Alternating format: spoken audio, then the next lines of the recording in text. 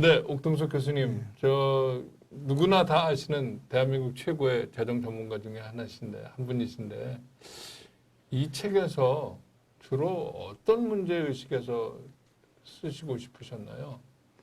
예, 저는 두 가지 측면에서 얘기를 하고 싶었습니다. 첫 번째로는 사실 우리나라 재정에 쓰나미 같은 위기가 다가오고 있다는 것을 국민들에게 제대로 알리고 싶었습니다. 둘째는 재정 위기를 대응하기 위해 우리가 당장 무엇을 해야 하는지 제가 말하고 싶었습니다. 쓰나미가 오고 있다. 쓰나미 동영상 보셨죠? 끔찍하죠. 예, 쓰나미가 육지에 상륙하기 전에는 바다에 고요함과 평온함이 있다고 하지 않습니까? 그렇죠. 그런데 쓰나미가 일단 상륙하고 나면은 이미 손을 쓸 수가 없습니다. 우리가 이룩한 모든 업적들이 한순간에 사라지고 맙니다. 그래서 저는 왜 우리가 이런 쓰나미 대비를 안 하죠?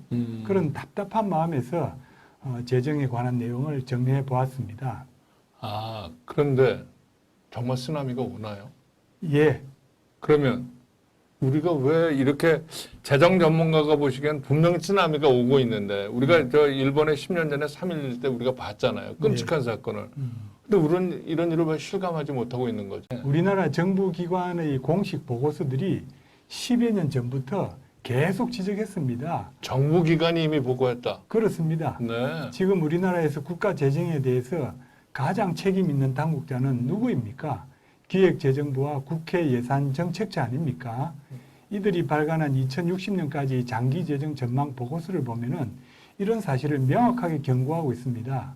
아무리 보수적으로 전망해도 네. 2060년에는 우리나라 국가 채무 비율이 150%를 초과하고요. 아이고. 지금부터 한 10년 뒤 네. 2035년경에는 75%를 초과해서 그때부터는 국가 채무가 걷잡을 수 없이 증가한다고 보고 있습니다. 이제 겨우 10여 년 정도밖에 남지 않았습니다. 아니 그러니까 일반 개인도 빚이 많으면 살아가기가 어려운데 예, 지금 국가 재정이 당장 10년 정도에도 굉장히 암울하다는 얘기지 않습니까? 그렇습니다. 지금은 여유가 있게 보이죠. 쓰나미 직전의 고요함과 같습니다.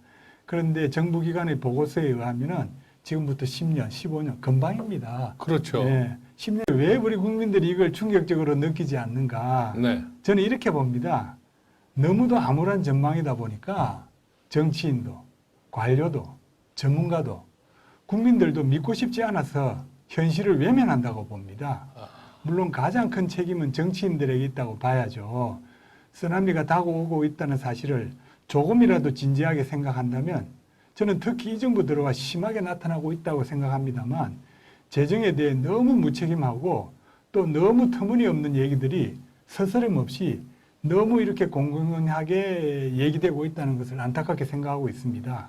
그러니까 일반 가정에서도 뭐 빚을 얻어서 더 많이 내면 좋다 하는 오히려 더 많이 뭐 재테크라든가 이런 얘기들을 하지 않습니까? 예. 국가는 재테크가 가능하지 않지 않습니까? 거기는 뭐 하다못해 좋은 땅이라도 사면 늘어나지만 그럼 우리 어떻게 해야 하는 겁니까? 예, 우리가 이제 국가 전략을 저는 잘 세워야 된다고 봅니다. 정말 정신 차려야 합니다. 저는 대한민국을 사랑한다면 또 우리가 대한민국이 이룩한 경제적인 발전 네. 그리고 자유민주주의를 사랑한다면은 우리 대한민국이 지속 가능하도록 우리가 저는 공동체 의식을 발휘해야 된다고 봅니다. 공동체가 파괴되면은 우리가 많은 고통을 겪지 않습니까? 네. 그래서 저는 지금 우리는 절제하고 분수를 지키는 미덕을 발휘해야 됩니다. 그런 면에서 저는 국가 전략을 전 세계적인 관점에서 또 역사적인 흐름 속에서 우리의 위상을 잘 관찰하면서 저는 그것이 우리의 소규모 개방 경제로서의 지위라고 말씀드리고 싶습니다. 아니 그렇다면 지금 네. 이제 전체적인 큰 틀에서는 말씀 주셨는데 좀 더 구체적으로 물론 이제 책을 읽으시는 분들을 위한 이 소개니까 구체적으로 좀 적어도 이런 거는 돼야 되지 않겠느냐는 그 키워드만 좀 주시면 어떨까요? 예, 저는 뭐 책의 내용을 봐주시면 좋겠다라는 생각으로요. 네. 저는 한 문장만 말씀을 드리겠는데요. 네. 네. 우리가 정치적인 이익을 위해 재정이 오남용되는 일이 없도록 해야 된다. 그렇습니다. 과거에 우리는 재정에 대해서 생각할 때는 대표 없으면 과세 없다. 그렇죠. 그런데 지금은 이제 정치적인 이익을 위해서 재정을 오남용하지 마라. 저는 이런 원칙이 필요하다고 봅니다. 그러려면은 우리 사회에 정치 중립적이고 전문적인 목소리가 정파적인 목소리를 압도할 수 있도록 되어야 된다.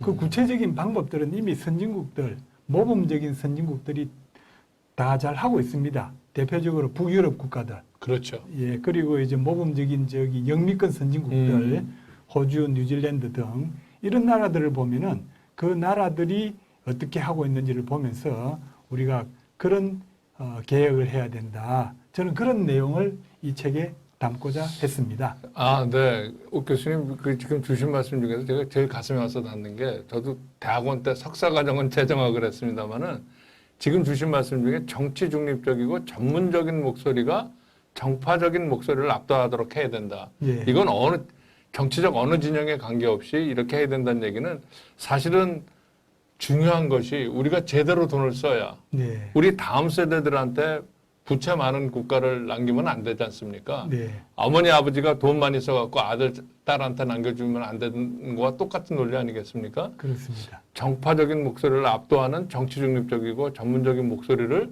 네. 담았다고 저는 믿습니다. 아, 그렇습니다. 네, 그러려고 노력했습니다. 네, 여러분들 지금 아주 딱 마지막 말씀, 정파적인 목소리를 압도하는 정치 중립적이고 전문적인 목소리를 담은 이 내용에 관심을 갖고 같이 읽어주시고 또 토론하는 기회를 가졌으면 좋겠습니다.